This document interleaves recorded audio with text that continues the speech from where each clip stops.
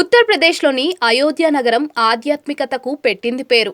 దశాబ్దాల తరబడి సాగుతున్న ఘర్షణ చల్లబడి అక్కడ హిందువుల దైవం శ్రీరాముడి భవ్యరామ మందిర నిర్మాణం జరుగుతోంది.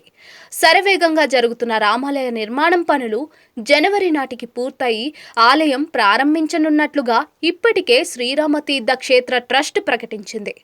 దీంతో ఇప్పటికే శతాబ్దాల చరిత్ర కలిగి ఉన్న అయోధ్య నగరం ఖ్యాతి దేశ విదేశాలకు విస్తరించనుంది. ఈ నేపథ్యంలోనే దేశంలోనే మరో కొత్త పర్యాటక ఆధ్యాత్మిక శోభను సంతరించుకోనుంది. ఇలాంటి పవిత్ర స్థలంలో ఓ సోషల్ మీడియా ఇన్ఫ్లుయెన్సర్ చేసిన పని తీవ్ర విమర్శలకు తావిస్తోంది.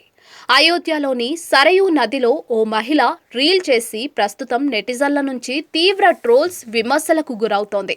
సరయూ నది సమీపంలో ఉన్న రామ్కి పైడి ఘట్ను హిందూ భక్తులు పరమ పవిత్రంగా భావిస్తారు. ఎంతో మంది భక్తులు ఇక్కడ పుణ్యస్నానాలు ఆచరిస్తూ ఉంటారు. అయితే అలాంటి పవిత్రమైన ప్రాంతంలో అభ్యంతరకరంగా డాన్స్ చేయడాన్ని సహించలేక కొందరు ఆమెపై చర్యలు తీసుకోవాలని అధికారులు పోలీసులను కోరారు. జీవన్ మే జానే జానా అనే పాటకు డాన్స్ చేసింది. ఇక ఆ వీడియోను కాస్త ఫేమస్ అయ్యేందుకు సోషల్ మీడియాలో పోస్ట్ చేసింది. అయితే ఆ వీడియో వైరల్గా మారడంతో నెటిజన్లు భక్తులు తీవ్ర ఆగ్రహం వ్యక్తం చేస్తున్నారు. పవిత్రమైన ప్రదేశంలో ఇలాంటి చర్యలకు పాల్పడడమేంటని తీవ్రంగా మండిపడుతున్నారు. సోషల్ మీడియాలో వస్తున్న విమర్శలతో అయోధ్య పోలీసులు స్పందించారు. అయోధ్య ఇన్స్పెక్టర్ ఆదేశాలతో విచారణ చేపడుతున్నట్లుగా తెలిపారు. బాధ్యులను గుర్తించి కఠిన చర్యలు తీసుకుంటామని ట్విట్టర్లో పోస్ట్ చేశారు.